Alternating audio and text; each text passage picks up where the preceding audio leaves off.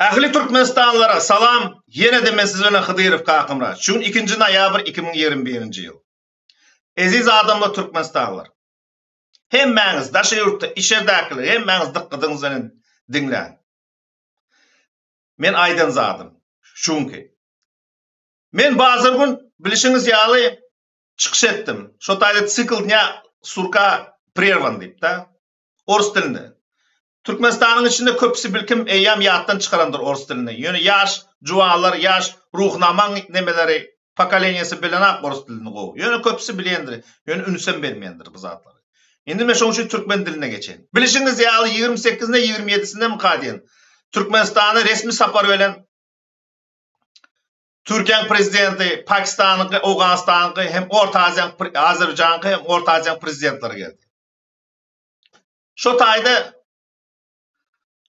men aýdyp otyrdym, Türkiýe prezidenti garşylandy, hakyky sultanyň garşylany ýaly gorşuk garşylady. Bu hakyky gulçylygyny görkezdi. Gurbanguly Berdimugal. Balagyny dolduran ýaly. Sebäpsiz üni söýseňiz oň çykyş edende.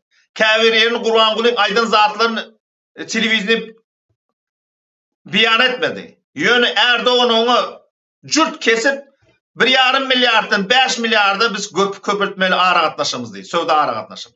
Ticaret diýem, ticaret diýeňizmi şu zatlar türkçe. Şu zatlar näme etmelidik? Bu näme diýen zat? Bizim Türkmenistanda 5 milyarda baljak zat doğal gazımız.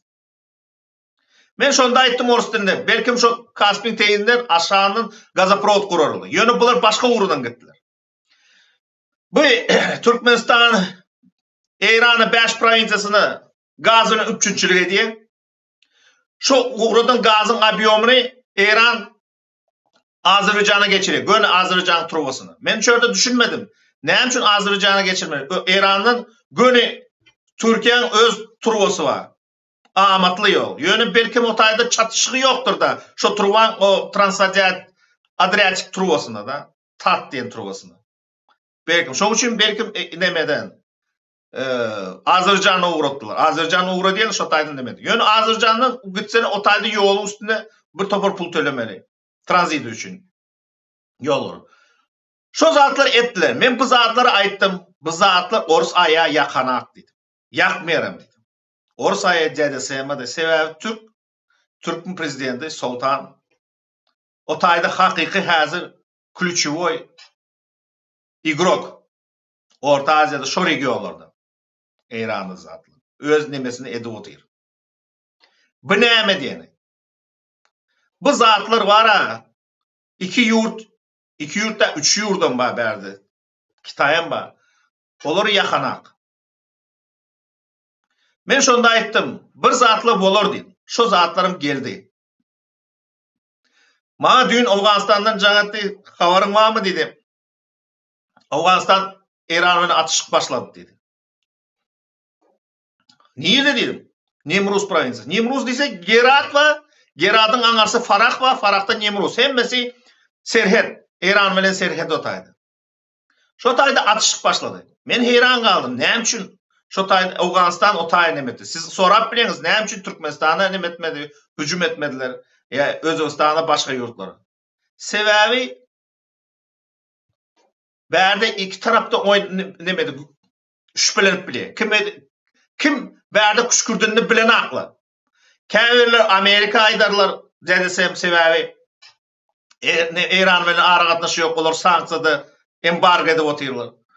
Käbirler oýlanşa oruslar özüniň şüphäni aýyrmak üçin. Şoň üçin özüňiz düşünibermeli. Ýöne şu taýda bir zada çykyrmaly netije Türkmenistan. Türkmenistan, Orta Aziýa şo tarapda hemmesi howpun astynda. Howply ýagdaýda.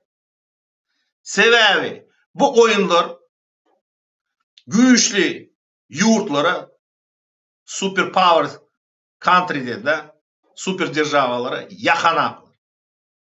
Şoň üçin bärde şu bizim guş kellämiz ukypsyz häzirki oturan prezident şu derejeye getirdi. Näme üçin? Sebäbi ukypy ýok. Tejribesi ýok. içerdi.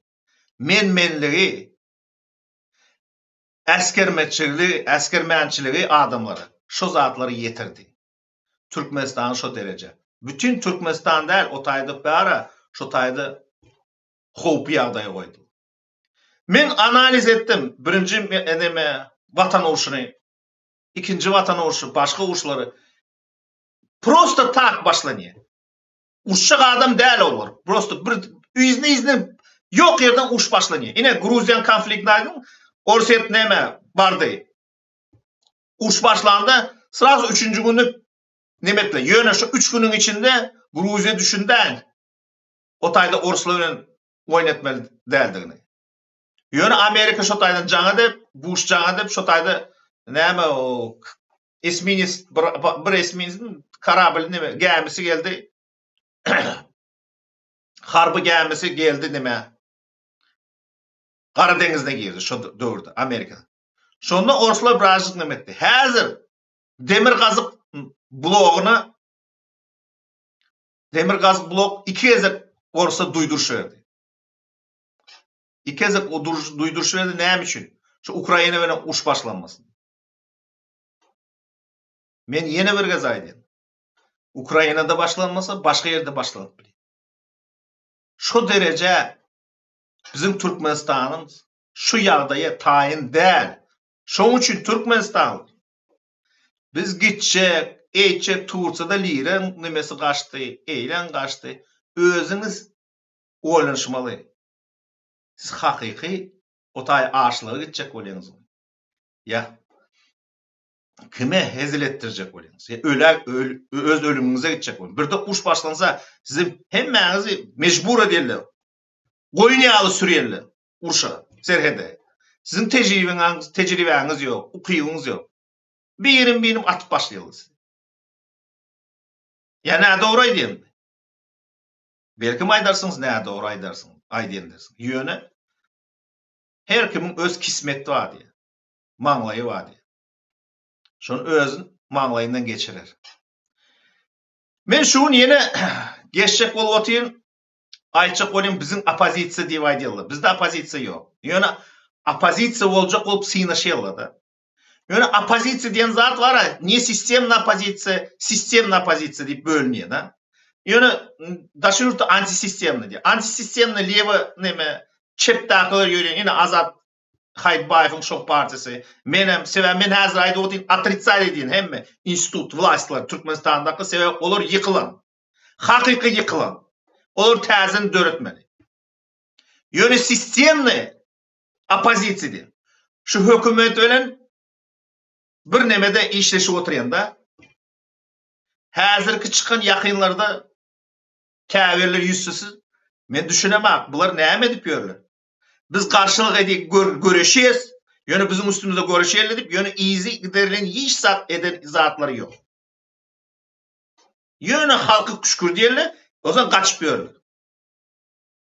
Yani käverler akılına geldi az yakında. Bayram Allayıf nemeden de. Indi olurum düşünüp görler.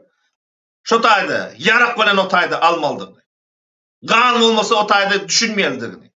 Hazır, yöne şu derece yetmelidir mi? Näme üçin Bayram Allayıf tayağı yemeli? Yankı yağındaksı oğullar tayağı yeni vaxtında. Hazır düşünüp görürsünüz. Näme üçin hazır düşünüp görürsünüz? Öňüne kelläňiz yoktu mu? Ya başınız aylap otyrdylar mı? Yine dünkü çıkışında Polşa barada aytdy. Men düşünmän geçtim. Şu tayda çıkışında Azat İsakov barada aytdy. Azat İsakov dedi. Yörüti alıp gittiler. Şu tayda prezidentin ejesine deyipdir. Şoň üçin yalan söz deydi da. O yörüti hemen işgärleri ýaýrady otyrdy. Onda sen ne egendeşin şu zatları çıkarttı. Bir Zoom'un bir peredaçanın içinde aytdy o. Egendeşin. Azat İsakov prezidentin ejesine deydi. Sen ne ama onda ne? O MHM işleyemi. Sana böyle soru. Sen ne bilmiyor musun kim bilen işleşip görenim onda?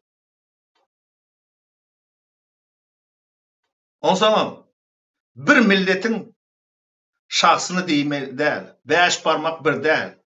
Ors al kaç dediniz. Sen ne? Orsun ayağın ors değildi mi? Ors öyle yaşıp 2 çağ ettin.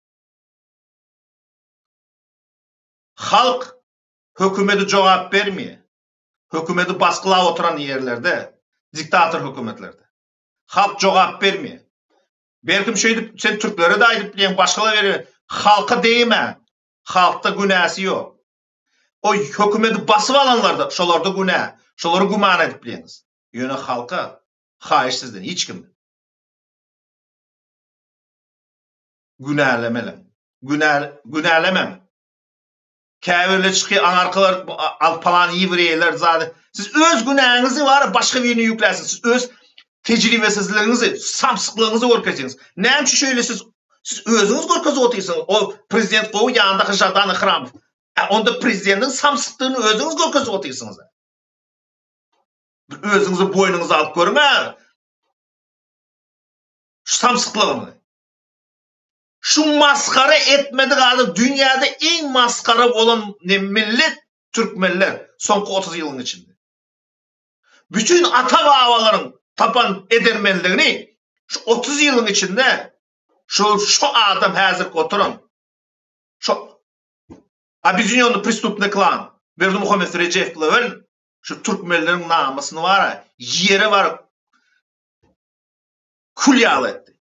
Şunun için Türkmenler yaşlar oynaşıp edin hemme zaten. Yeni vergezi gaydiyen partizanlar şu 2 adam bundan köp olma. Sebebi praval olsa sen o gümanlıyın öz dostundan son sorap bilin. Dost olmuyor ondan sonra. 2 adam başka adam bolmalı der grupbanda. Şunu devam edin öz işleriniz karşılık korkasın Türkmenistan'da. Sağ olun indiki duşumuza çevir. Aksa kepke gidip oturandır. Pravazashitniklardan her ses çıkanak ne bilemak 2 hepteden beri ne boluyorlar. Ya olar ağzını yaptılar mı oturun deyip düşünemek şu gaz сделкасы olan son. Bunların işi görünen ha pravazashitnikların. Ur kriminalny svodka başka zat yok. Umidimiz var işlep başlarsınız deyip. Sağ olun Türkmenistanlılar. İndiki duşumuza çevir.